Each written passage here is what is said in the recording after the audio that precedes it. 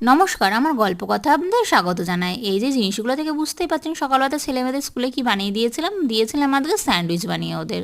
তার জন্য এখানে নিয়ে নিয়েছি মেয়োনিজ, সস, আর এখানে আছে পাশে বাটার। সে একটু সসটা দিই কারণ একটু ফ্লেভারটা ভালো আসে সেই জন্য। গ্রেড করে রাখা গাজরও দিয়েছি, গাজরটা দিলে পরে ওরা বুঝতেও পারে না, আবার সবজিটাও খাওয়া যায় কারণ ওরা অতটা সবজি পছন্দ করে না তো খেতে, তাই এর মধ্যে করেই লুকিয়ে লুকিয়ে দিই।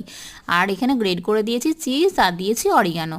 তারপর এটাকে মিক্স করে নিয়েছি। আর ছেলে খায় রাউন্ড ব্রেড আর মেয়ে খায় স্কোয়ার, দুইজনাতে দুই রকম। সকালবেলাতে যে আমার কী খাটনি হয় এটা দেখেই বুঝতে পারছেন, দুইজনের জন্য দুই রকমের ব্রেকফাস্ট। কেউ এটা খায় তো কেউ ওটা খায়, এইরকম অবস্থা আমার।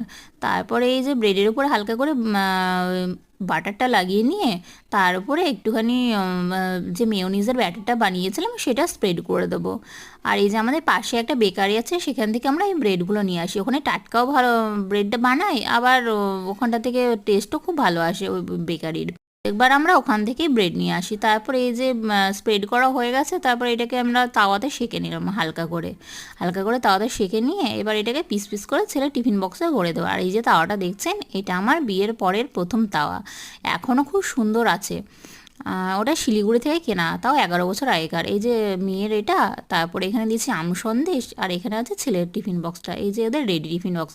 আজকে আম সন্দেশটা দিয়েছি একটা কারণ আছে, কারণ আজকে ছিল স্কুলে ম্যাঙ্গো ডে সেলিব্রেশন মেয়ের স্কুলে, তাই ছেলেকে আর মেয়েকে দুজনকেই দিলাম। কেমন লাগলো জানাবেন ভিডিও।